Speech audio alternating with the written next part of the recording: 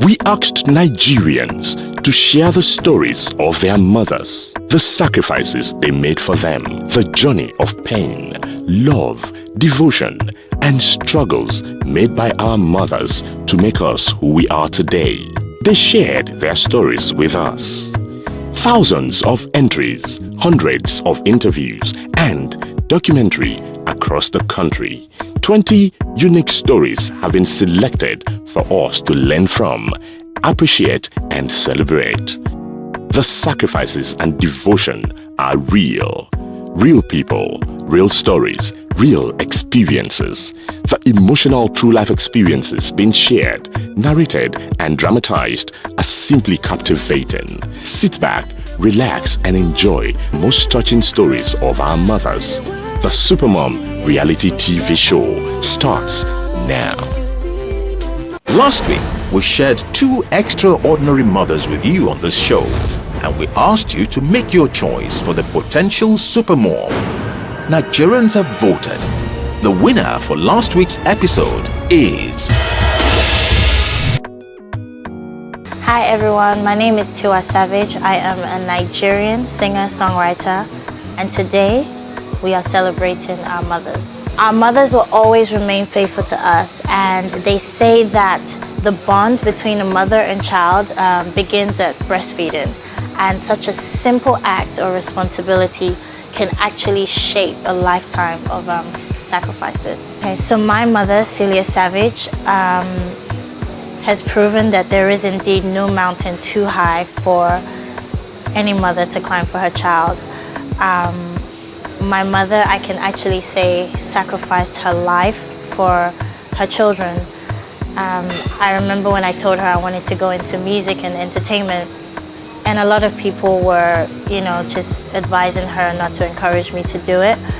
And from day one, she has always been behind me, behind, my endeavors to do music.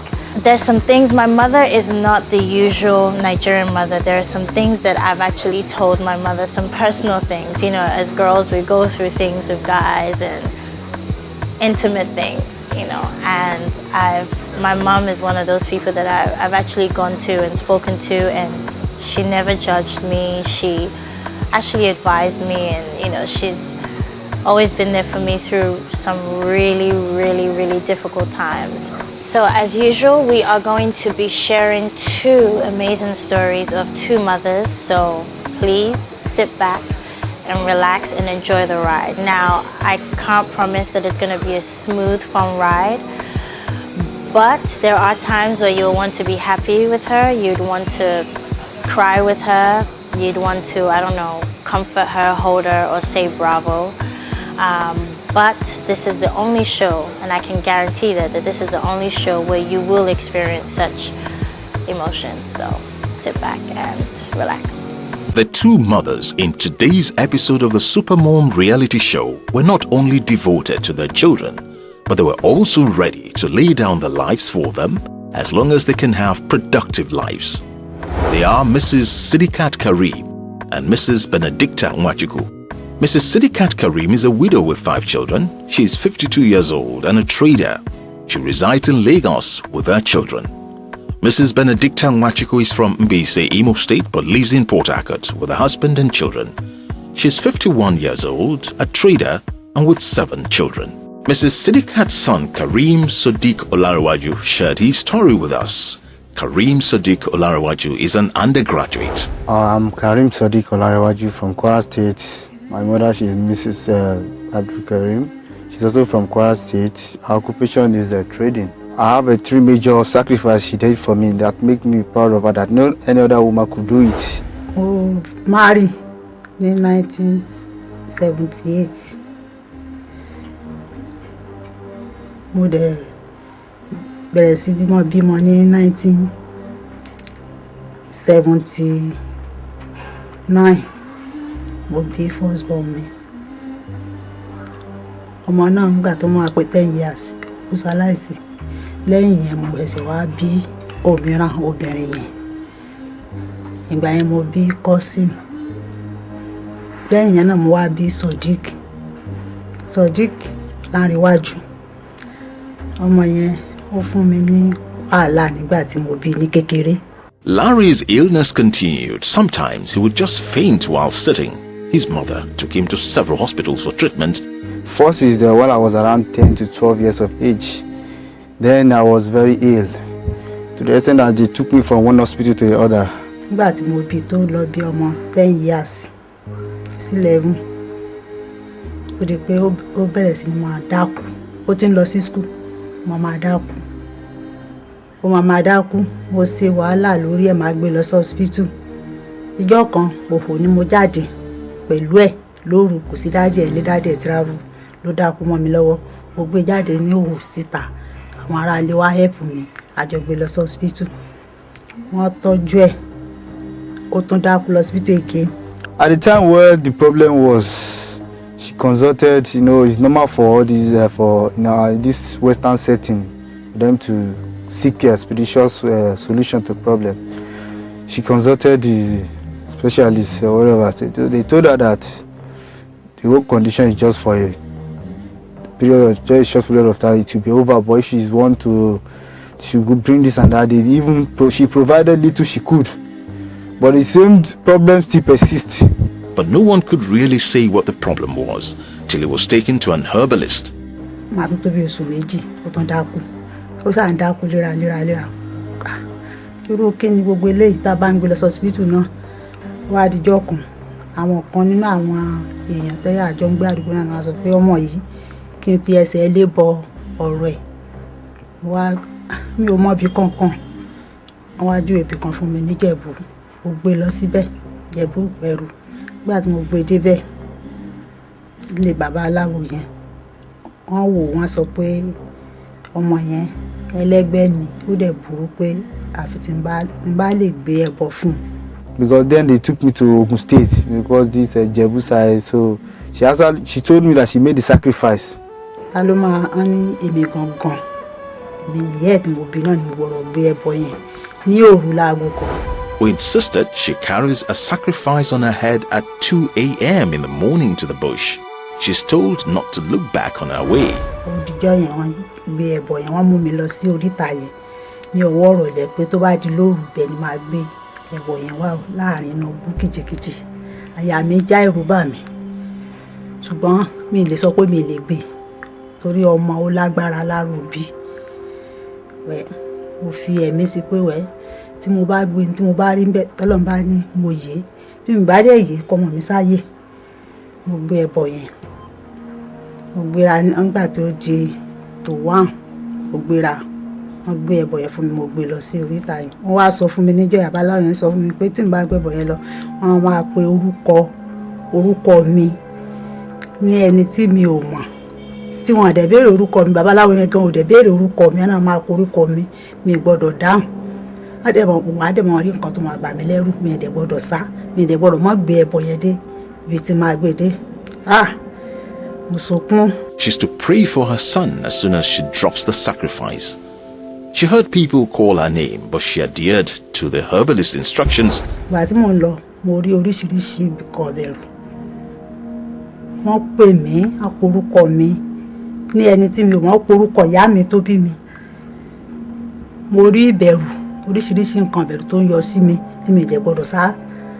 Mo sá ń lọ, mo gbé ẹbọ yìí débẹ̀, mo gbé kalẹ̀, mo ṣàdúrà. Wọ́n ní kí n gbogbo àbúrò àdúrà tí kí n gbà, mo gbà ń bẹ̀.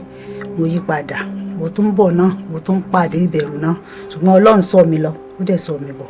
Mo padà dé ilé babaláwo yẹn ní òrùjọ́ yẹn. Ó ní kí n máa gbé padà bọ̀ sí ilé, mo bá padà wálé. Agbédélé, mo bẹ̀rẹ̀ sí ló gbọ́ ẹ̀ fún. Bí ọ̀sẹ̀ kan, ó ń change, ọ̀sẹ̀ méjì, ọ̀sẹ̀ mẹ́ta, ó change. Bó ṣe di pé ara ẹ̀ yá tó gbádùn ni. Her son became well again. Mo bá bẹ̀rẹ̀ school padà, tòró tí ń lọ sí school tẹ́lẹ̀. Mo bẹ̀rẹ̀ school padà. Gbogbo àti mò ń gbé lọ yẹn tí mo délé ọkọ yẹn, profession ni mò ń tà. Lóríṣiríṣi, mo ní mineral, pure water, gbẹ, mo ní fridge, mo bẹ̀rẹ̀ sí ni mò ń tà. Ṣùgbọ́n lérí pé mo ṣe wàhálà, mo ń tọ́jú ọmọ, owó yẹn lọlẹ̀ díẹ̀díẹ̀. Mi ò máa ná, mo sáà ń mọ̀. Mr. Karim's knife business went down. His wife became the breadwinner of the family. Not quite long, her husband fell sick. The family needs ate deep into her business until she had to close shop. Daddy yẹn sick bí oṣù mẹ́fà sí mẹ́jọ. Daddy wọn fi sick. Lérí sick daddy wọn yẹn. Ọmọ yẹn ti gbádùn ti padà sí school ní college ló wà ńgbà yẹn.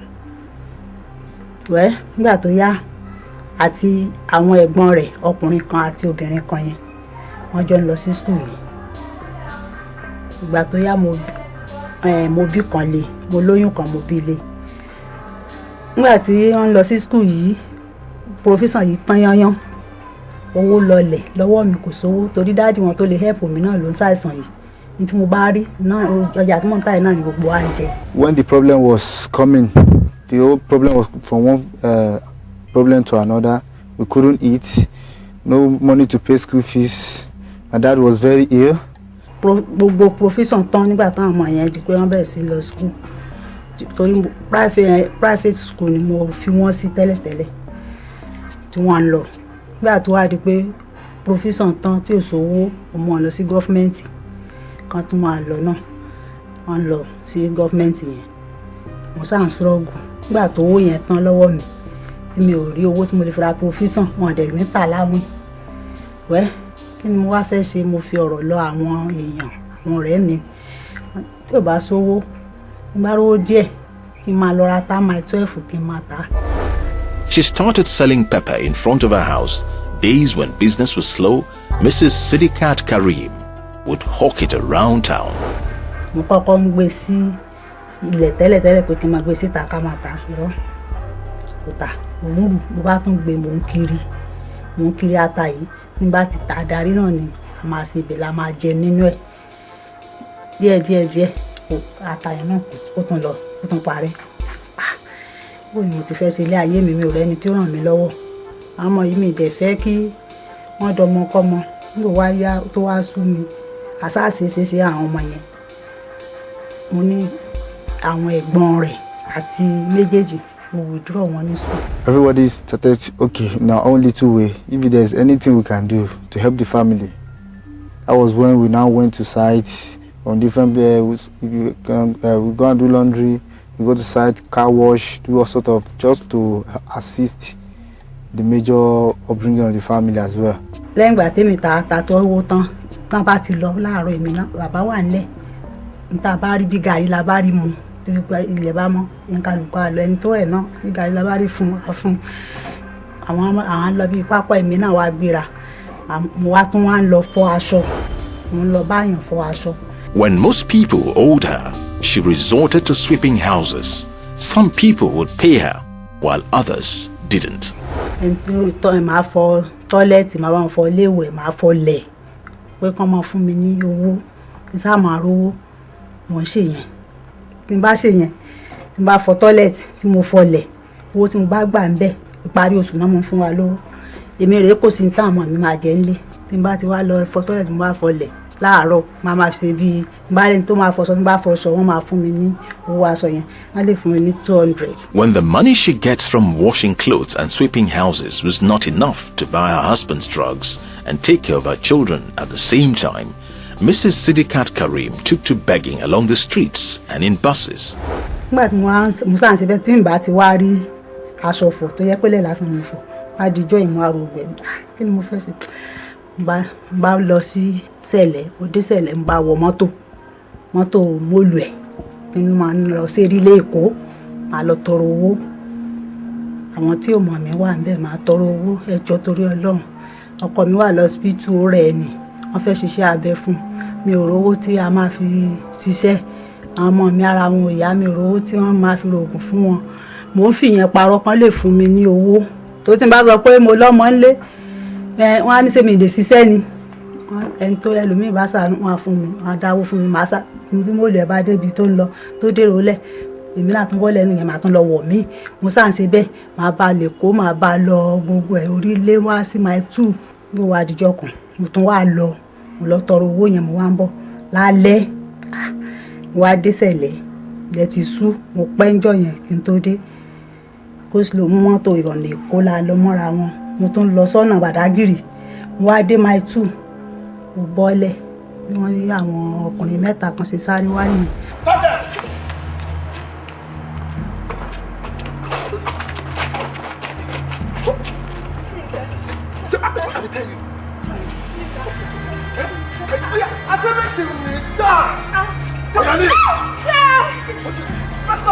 Please, I can't give you this money, eh? This is all I have to feed my children and my siblings. Madam, we do like your pastor when they confess. No. If you don't want to survive children, don't get my mind. Mo ṣe wọ àwọn apá ìwọ́n ṣe fà mí lulẹ̀ nìyẹn. Wọ́n gbá mi lójú, wọ́n wọ́ mi nílẹ̀ pẹ̀lú láìlọ́ọ̀nù yẹn. Nígbà tí mo rí pé ẹ̀mí mi fẹ́ bọ́, mo wá sọ láìlọ́ọ̀nù yẹn lẹ̀ fún gbogbo ara mi bó gbogbo ojú mi. Mo sọ láìlọ́ọ̀nù lẹ̀ fún ọmọ bá wálé. She trekked home that night from Seleti Dimu. Her children wept when they saw their mother that way, covered with bruises. She told them everything, how she had taken to begging in buses. Mo délé ní after 11. Gbogbo àwọn mi tí ń sunkún wọn ti wà ń tà pé àwọn ò rí màmá àwọn. Mo délé mo wọlé báyìí. Mo jókòó báyìí mo bú sẹ́kún. Wọ́n ní kí ló dé? Mo sọ ohun tó dé fún wọn pé mo ní tí mò ń ṣe rèé. Ìjọ náà àwọn ọmọ pé mò ń tọrọ owó. Ìjọ náà náà wá gbọ́ lẹ́nu mi tí mo wá sọ pé ìyá yìí wá pọ̀. Sọ wá yẹ kí n wá kú báyìí ni wọ́n lọ́hùn. Mi fẹ́ kí àwọn ọmọ yìí kan ráre. Mi fẹ́ kí ọmọ mi dolè. Mi fẹ́ kí ọmọ mi dọmọ ọlọ́mọ. Mi fẹ́ kí ọmọ lọ bus stop kí ọmọ lọ tọrọ owó. Mo sá ń sunkún. Wọ́n ní kí ló dé? Mo wá pe Kọ́símù yẹn. Òun lágbára láàrin yẹn. Mo wá ní Kọ́símù láàrin ẹ̀ wá ní méjèèjì tẹ̀jọ́kùnrin ẹ̀ wá. Mo ní ṣé mo ní mò ń tọrọ owó ni nínú mọ́tò. Mo ní mo tọrọ owó lọ ní gbogbo owó tí mo gbà mo náà ti gbà lọ́wọ́ mi ṣẹlẹ̀. Wọ́n dẹ̀ ti lù mí gbogbo ara mi bó mo fi hàn wọ́n. Emotionally, we felt very bad because we never knew she was into that. All we thought was that she do go sometimes say she would go and wash toilet for some people. She go and do laundry for them. That's what she told us. We never knew she also include that begging sometimes. When we heard that, everybody, when she came back, we heard it, we were like crying together. And then my father was very ill. Both of you are old enough to understand what I'm about to tell you. Mama, you ought to be rested after your deals with those robbers. Oh God. I want both of you to look for an herbalist. Mama! Yes. Ṣé ẹ mọ bí ilé alájò kan kẹ̀tì ẹ̀ mú mi lọ tí n bá tẹ̀ mí lọ́hùn tó wáyé pé mi tèmi náà máa fi ra ti yín tí ẹ̀yin máa jẹ́ olóríire ọmọ láyé tí mo bá kú tẹ́yin bá wà. That will use me for money rituals. So that this hardship would end and you can take care of your father when I am gone. Mama, what kind of talk is that? It is the only solution. The day she said it to us, that day was very, very, I can say one of my most saddest day in my life because I never expected that from her at all. Well, ọmọ ni àwọn ò lè ṣe irú ẹ̀ mọ́ àwọn ò lè ṣe irú ẹ̀. Nígbà tẹ́ bá kú nísìn, kí ló ta ló kà wọ́n kù. Mo ní mi ò fẹ́ kí ìyà jẹ yín náà ni mo fẹ́ fi ẹ̀mí tèmi ra ti yín ni. Wọ́n ní kí n jọ. From our own point of view, we're able to see that she's so fed up that she has to cater for like 5 children at the same time the sick man, and she doesn't have the power, right? But she was so fed up to the extent that she said if we know of any place we can take her to, use her for maybe if any part of her body or whatever, just for us to be okay. She's ready to. And that day when she only said it to me and my brother. We were crying that day because we couldn't say it to that. If that she heard that, it's going to complicate his condition. Badake, asun lebi kò sóúnjẹ, asun bẹ́yẹn bẹ́ẹ̀. Gbalẹ̀ tún mọ́, mo tún wá gbéra. Pé mo tún wá gba ọ̀nà Yanaba. Yanaba ni mo wá gbà lọ sí ọ̀nà Badagry tí mo tún tọrọ owó nínú mọ́tò. Má dé àgbà mi tí má dé Yanaba, má kiri ọjà. Bá rẹni tí ń tajà má ní tán lè kalẹ̀ má ní jẹ́ ń bá yín kiri láàrin ìjà. Mi ní gbówó yín lọ má bá yín kiri tí ń bá kiri darí tẹ́ bá rí kẹ́ fún mi. Mo sá ń ṣe bẹ́ẹ̀ tí mo bá ń bọ̀ lálẹ́ wọ́n á fún mi ní ẹni tó yẹ Ọlọ́run bá ràn lọ́wọ́. Ó lè ṣàánú mi kó fún mi ní nǹkan tó pọ̀ ẹlòmíì tó wá rí pé bí ẹja tútù ló ń tà kankan ó lè mú bí 2 mẹ́ta fún mi á dẹ̀ fún mi lówó á tán ra ata fún mi màá wálé màá wá dáná fún ọmọ mi mo ń ṣe bẹ́ẹ̀ lọ títí. Okay, now only 2 ways. If there's anything we can do to help the family, that was when we now went to sites on different we go and do laundry, we go to site, car wash, do all sort of just to assist the major upbringing of the family as well. Mo ilé ọmọ ọ̀dọ̀ lọ́kà tí mo rí mi ní side agbára yẹn ni mo ní mi ní owó tí mo lè máa fi wọ mọ́tò mo fẹ́ máa sùn níbẹ̀ ni tó bá dẹ̀ di weekend kí n máa wálé owó tí mo bá ti wá rí di weekend yẹn màá mọ mo wálé fún yín tó bá ti di àárọ̀ Monday màá tún lọ màá kó yẹn kalẹ̀ ẹ mọ fi jẹun kémi tún máa lọ sọmọ ọ̀dọ̀. Mrs. Sidikat Karim spends most of her days at the restaurant since it was far from her home. Once in a week, she would go home with money for her husband's drugs and her children's upkeep. One day, she returned to find her husband very sick. Mo lọ ṣe bí ọ̀sẹ̀ kan bẹ́ẹ̀ tí mo kó yẹn wálé nígbà tí mo lọ tí máa fi dárí wọn tára rẹ̀ yá àárẹ̀ yẹn tún wá wọ́ọ̀sì kò róúnjẹ jẹ kò rẹ́ni tọ́jú ẹ̀ mi lè lọ bẹ̀ mọ́. She rushed him to the hospital. She had to stop the business to be close to her husband. Gbà mo wá délé mo wá ní ìyá yìí wá tó gẹ́.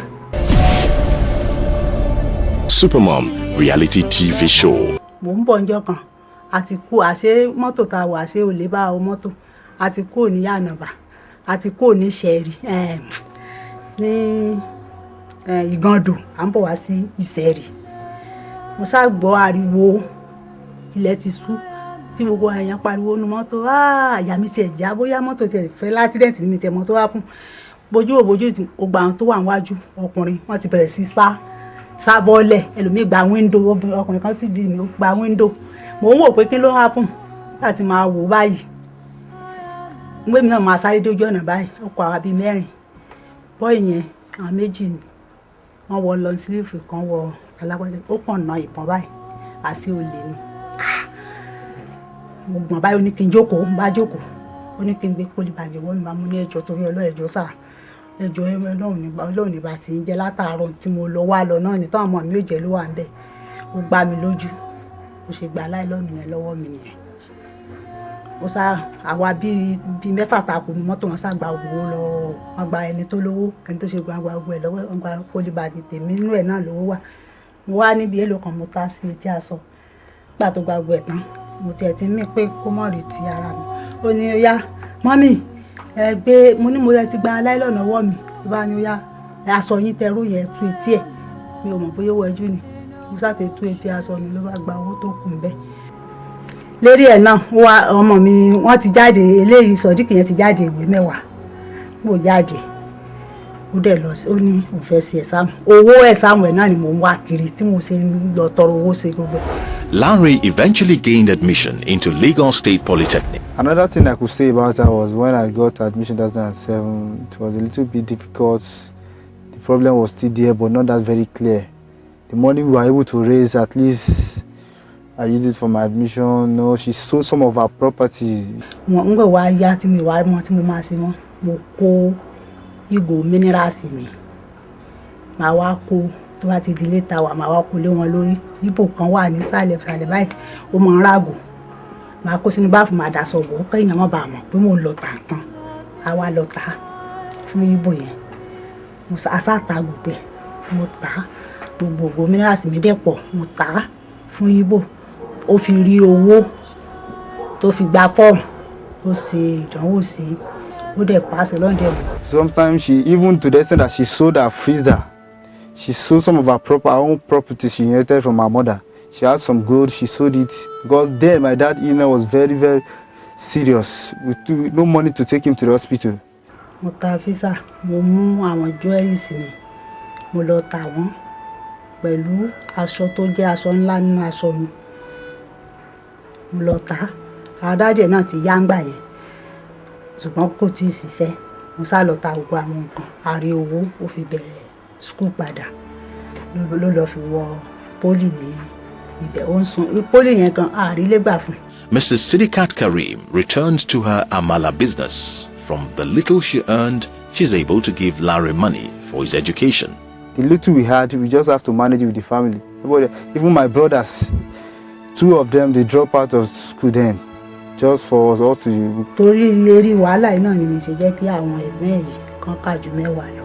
Lọ́n ti jáde, tọ́lọ̀ ti bá mi ṣe tán jáde 10. Mo ní kí ẹ̀gbọ́n kan lọ kọ́ṣẹ́.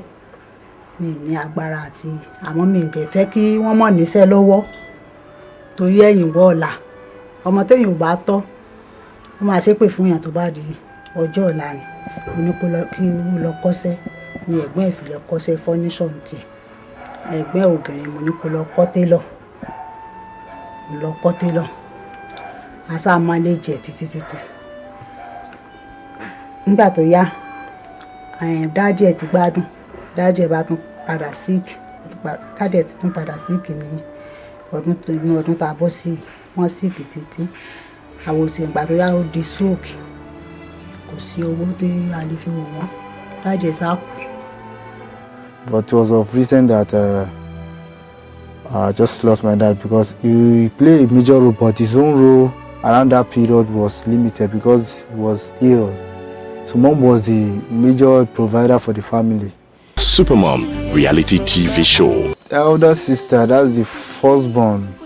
She's married now with 3 kids, 3 girls. Now recently she had 1 newborn baby as well.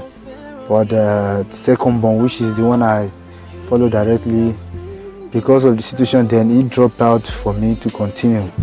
So he learned handwork, carpentry. He's doing carpentry. It's also part of my education now. Is the one major person sponsoring me now, because now mom she can't do the running around anymore because of what, at least because of she has already exhausted almost all her strength.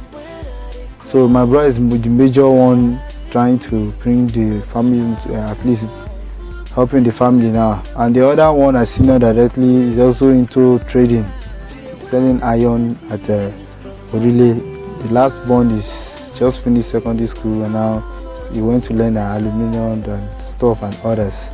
So we are 5 in the family. So I fall in the I'm the 3rd born family. So I'm the only person opportunity to further, because she always say that at least we should have 1 educated person, if not all. Ṣùgbọ́n èmi ní ìsìtí fáwọn òbí pé kán jẹ́ ká mójútó àwọn ọmọ wa, ká tọ́ wọn, kán lè ṣoríire. Kí gbogbo òbí bá dàbí bí ẹni kálukú bá ń struggle lórí ọmọ. Àwọn ọmọ kọ́mọ wọn ní pọ̀ǹtà, wọ́n ń já báàgì, wọ́n ń jalè, wọ́n ń ṣe gbogbo oríṣiríṣi. Ṣùgbọ́n òbí mi ò kíá. Tẹ́lómi bá bímọ, ibi tí ìyá jẹ mí dé tó ń lé bàbá wọn yẹ kí n fi wọ́n lẹ̀ kí n lọ fọ́kọ mi. Ṣùgbọ́n mo ní láyé mi ò lè fi wọ́n lẹ̀, Ọlọ́run ní jẹ́ kí n fi wọ́n lẹ̀. Tí n bá fi wọ́n lẹ̀, wọ́n máa joyè ọmọkọ́mọ, wọ́n máa bà orúkọ mi jẹ́ lẹ́yìn wọn ọ̀la. Tí n bá lọ bí mi sì fi bí mo bí mi, ṣé màá lé mi kọ́ ni mo bí wọn? Tán bá jalè, tán bá mú wọn, tán bá lọ́mọ mi ni, ṣé màá lọ́mọ mi kọ́ ni wọ́n ni? Mo láti fèrí mọ́ ti ìyá yẹn. Èmi láti bẹ àwọn òbí pé kán jẹ́ ká máa fi orí ti gbogbo n tá bá rí ilé ọkọ wa. Ká forí tì, ká rí pé à ń tọ́ ọmọ wa. Supermom reality TV show. Mommy, I love you very much. I know there's nothing I can do in this life to pay back for what you've done for us, but I know that the Almighty God, in His infinite mercy, will actually reward you more than what I can do. Olùpẹ̀ pọ̀ lọ́wọ́, agbára Ọlọ́run, kí Ọlọ́run bá ràn wá lọ́wọ́, tó bá yẹ ká débi tá ìdílé ayé Ọlọ́run, màá tọ́jú wọn. Òun kò tẹ́ ká kó bí n ṣe fún wọn, àmọ́ jí fún lágbára Ọlọ́run. Kọ́lọ́n bá dẹ́mi wọn sí, kọ́lọ́n má kúrò ẹ̀mí wọn, kọ́lọ́n má pa ọ̀nà, kọ́lọ́n má kọ́ àwọn lójú, kọ́lọ́n jẹ́ kán jèrè wa. Nǹkan tí a bọ̀ lójú jẹ́, kọ́lọ́n kí àná kọ́lọ́n yẹ kó dúró jẹ́, kọ́lọ́n bá dẹ́mi wọn sí, kọ́lọ́n bá ń lọ ẹ̀mí wọn, kọ́lọ́n ṣàánú wa, àbúrò mi tó wá ń sukú náà, kọ́lọ́n bá ń gbé lọ sókè. The Supermom Season 2, a celebration of our mothers. Alhaja Adijat Adetola Pasuma's mother deserves to be celebrated for her undying love and devotion to her son. Pasuma is a popular Fuji musician who grew up in Mushin, Lagos State. His mother single-handedly raised him up right from his childhood. Alabi Pasuma Wonder's name would always be mentioned when the list of top Fuji musicians in Nigeria is doled out. He redefined Fuji music by infusing hip-hop into it. His songs are loved for its slang and electrifying beats. Pasuma takes his appreciation for his mom's support for his chosen career and love for him a step further by singing about her in his music. Indeed, she deserves all the praise she can get.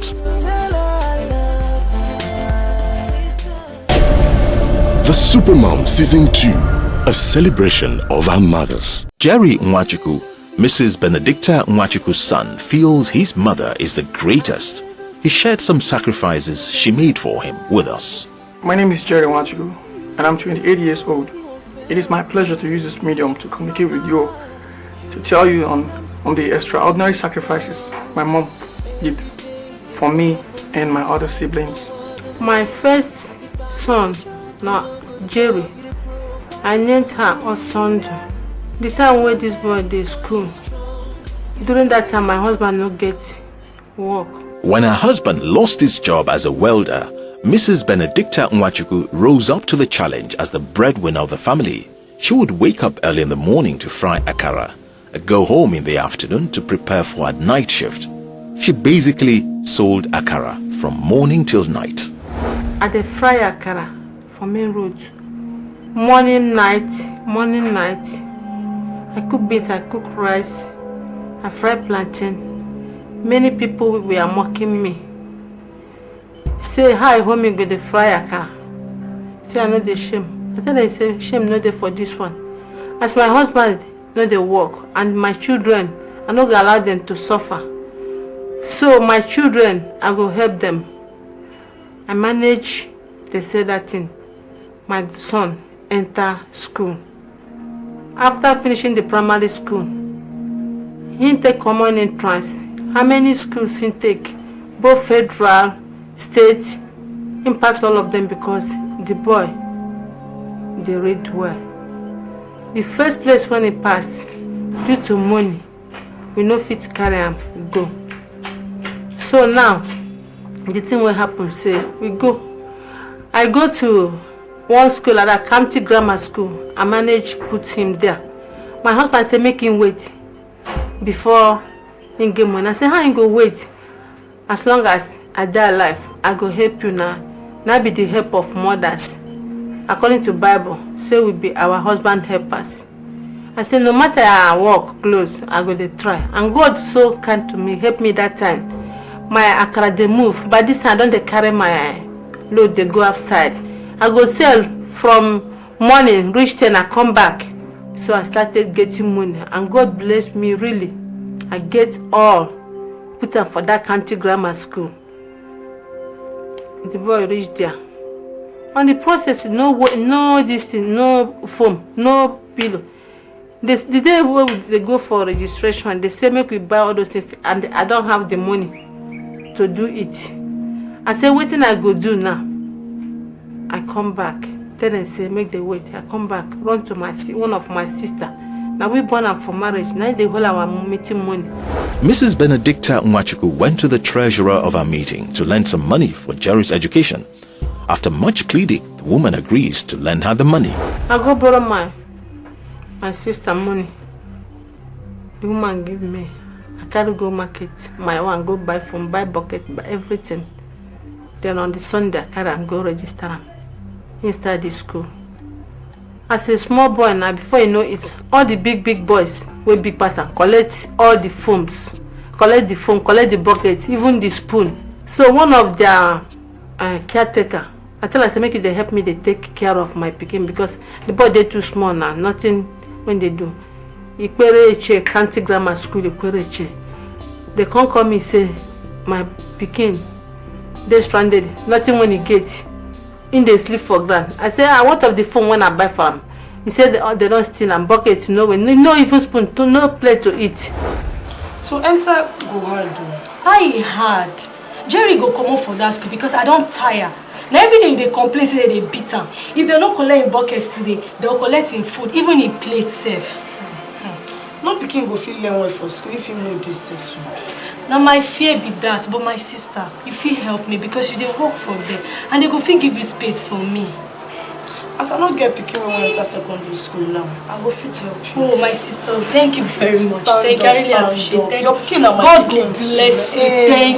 Thank you. God. The little one I get, I go give him. buy all those things small as my hand reach. Then my husband as they plenty for family, so in hand they capable during that time to help me. So the little one when I get I will do. Even rapper, God bear me witness, rapper. Up till now, I no get them. I say make I train my children first of all. I know say if I train them, if God bless them, say God go bless me. And they try. Others when we they go our meeting village, we are from Umbisi. When we they go our meeting village. It's okay like this. It's okay. Ain't they okay like this? What did that woman they do for this? I don't know. Maybe she come and help my wow. Now my children feel that they keep. Mom, they go now. Yes, now like this you they go. Yes, now what's happening? What if they carry all the money where they borrow they do safe? If you know if you buy common wrapper, as in common wrapper full for body. Well, now my children all my money there. Yeah. Wait, now only they train children where you look tattered like this. I bet me when they go. I better come now. They mock me for back. I no care. Say that one no natural, no concern me. They go tell me say, "Whether no let me they train children every time." I go the day tata for eyes. Whether no let me they train children. Say make I follow them. They buy small. If I they buy small, I go take small. They pay. I say no, my husband go pursue me. I don't want that kind of type unless I get more. She made several sacrifices on our behalf in such a way that she made it possible that we could network and interact with people freely. She underwent a lot of things on our behalf. Come out again. He send the school for America. No go school for Nigeria. I tell her, say, yeah, Papa no get money enough like that because one of the father became deaf America, the school doctor. Tell her, say, that money. Where you want me to get that kind of money from? Mama, it's a scholarship. This is the only time you spend money. Mama, please, I've already passed my exam. My son, you don't feel go any other university for Nigeria. Mama, please, this is what I want. Mama, please. How much be the money where you need to process her? At least, if I feel work am hard, you go feel help your sister go abroad. Mama, it's 10,000 now. 10 waiting. Where you want to get that kind of money from? I beg you, I no get. Mama, please. I no get my Mama, son. please, I no get him. Mama, I no get him. I no get. He said no, you go take the exam. You don't take the exam pass. It's okay, thank you. Papa come tell us say he hand no deal. Say no get money, what thing they do? I no get money. No wedding job anywhere for me to do. What do you want me to do? What do you want make me I do? Me, I don't tire too. I don't tire. I mean, I never try. I don't tire. He said, first of all, we go pay them 10,000 naira. My husband said, that I'm not concerned. Now me with them. Say every time, even around this place, every time, me with my God, they fight because of this my son. He said, I don't spoil and finish. I said, no be matter of spoil them. I said, this thing, if it God help us now, we go enjoy all those things where they talk now. You no go even remember. He said, not true, not so. I go borrow 10,000 now. They say we should pay for bank. We go pay. Mrs. Benedicta Nwachukwu went to a meeting again to borrow the money her son Jerry needs for his education. After the money was paid and nothing happened, the next time where we come, I say, now, who be the man where they in charge where go help you? The man where we give the 10,000 naira, we not see him again. My husband tell him, say, I think he say this thing is 419. He said no be 419.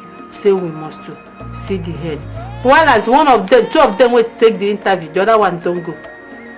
He said that because of money. The man come here, come call us Sunday. Say how much? Say make we first of all pay again 50,000 naira. Say this one now the reality. Mrs. Benedicta Nwachukwu went to the man processing the admission for her son. He advised them to pay another 50,000 naira, which Mrs. Benedicta Nwachukwu had to borrow from her husband's brother. I meet one of my husband's brother, confirm they sell Okazi Faba. I tell her, say, something where your brother they do. And my boy don't pass scholarship. They say now 419. I say no be 419, no. He said, how we go do that confirm? I tell him, it's okay. As long as not true. He say, we sure send a genuine. I say, yes, he give me 50,000 naira. At the end, they discovered it was a fraud. We carry go bank, pay. Reaching there. They say they don't play us for one night. I don't know what to do. Even for meeting, they mock me, say, as a big borrow. Every time I go to borrow. I tell them, I say, make na wait. Not be so. Nobody will train children where no they borrow. She went, in terms of our academics, she went far. She sold. She did business on our behalf. So, that time, after selling the akara, I said the thing, they too hard for me. I sick too much. Nearly I won't die. Sorry, yeah? You have to stop this akara business. Hey! Oh, sorry. Will they go hospital now? Wait. Look, I clean this. Eh? Sorry, yeah? Sorry. Around this side, they know. Small time, they don't carry me go hospital. Small time, don't carry me. Small time, I say I no go fit. My husband say, I tell you, say, leave this akara where they fry, the hot, the fire. The day when you go work, do something fire, but they no go be now. Don't hear them. Now you they sick, not me. Mrs. Benedicta Nwachukwu was admitted in the hospital. When she returned, she stopped the akara business and started petty trading. After that, I said, no, I'm not going to fry akara again. I start to have store. This my store, where they for me for outside. The store be full. And because of that, in short, particular that my boy, Jerry. I say, I'm not going to even day alive. This my picking suffer. I must see at least 7 of them. I see say, at least one of them it could be something go help for others. So since then I still just try my possible best. When he goes to school, I mean they visit. My husband no get time no say making the visit. She had to close down our shop, her businesses, just to cater for us, and business people are selling. She did all these things. Say I get machine, I sell am singer. May I see that my children they go school as I want that, because I know say I no go school. It's only passing 6. I say as I no go, my children go and kwani. Say I know the value of education. Say if to say I know by that time, say I for join them go school. Power. So I know say school they sweet like this. My son, now wetin I go do? I don't get this money. I don't get. Mama, I need to register for my course as soon as possible. My friend have done theirs and I'm the only one left. Mama, please. The registration will close as soon as possible. Mama, please. But the money I get now, I won't use and buy my industrial weaving machine. Now I won't use buy. But I go give you, Sha. Mama, thank you, ma. You're my son, but if I don't do it, who will do it? I'll give you. So I try. Say that my machine, all the provisions, that time they say rice and beans, so they say all those petty things. I sell all of them finish. Some people, our neighbor, they mock me every time. Mrs. Nwachukwu, na so your store they full. Every time they go fall. Na so every time they mock me. I said that time no concern me. If na mock from here till tomorrow, as long as I know come beg you na money, say make na give me. So I have a future. If this my children, God bless them. I say I no go they lost. I know say I go gain from them. If God keep us alive. Mom, if I don't submit my project next week, I may have extension. God forbid. That will not go happen when I still there alive. I go look for that money for you. I'll look for it. Don't worry. Mrs. Benedicta Nwachukwu had to sell her remaining wrappers to raise money for her daughter's project. She was a supportive mother. She supported my dad in all aspects. Even sometimes when my dad's business would be down, she would go and do business, sell things, even lease her things, take her equipment as collateral to lend money to assist the family.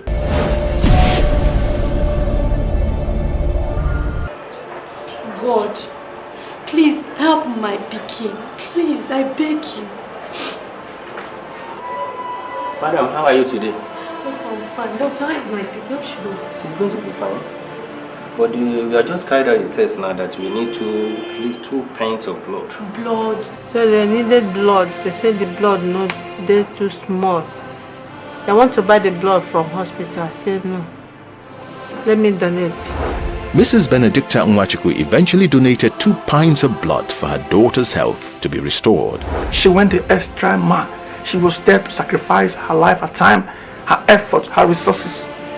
I know they even have rest. And if for night when they sick, me I no go sleep too.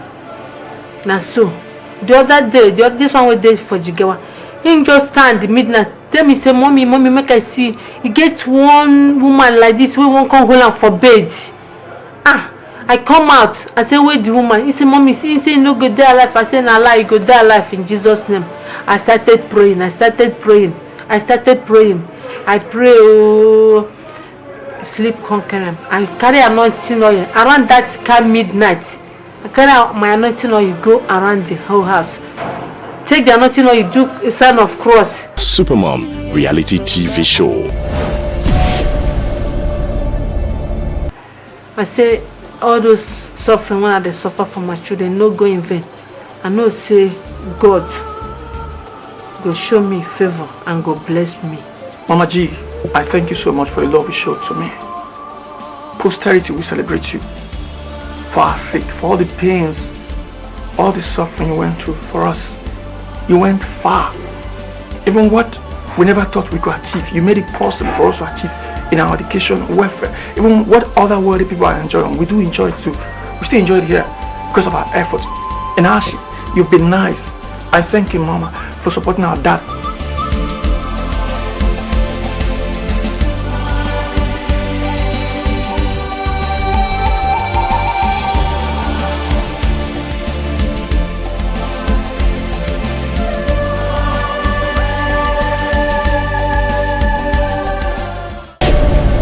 The Supermom Season 2, a celebration of our mothers. Okay, so I hate to say I told you so, but indeed, this has been a very emotional experience for me. How these mothers have found the strength to overcome the obstacles they did will always be a mystery to me, and I only hope that when I become a mother, I can be as strong as they have been. Okay, so don't forget, this is the part where you become the ultimate judge. You have the sole right to determine which mother goes on to the next stage. So please text your favorite mother's name to our very, very short code, which is 33070. That's 33070. So please start voting now, and remember, every single vote counts. Till next week, when we come with another captivating episode, just do me one little favor and show your mother some love today. If you don't have one, just be glad for the 9 months she carried you with so much love in her heart. This is your girl, Tiwa Savage, signing out and saying bye. And I just want to give a special shout out to my mom, Celia Savage. I love you. Thank you. And God bless you, and God bless all the mothers.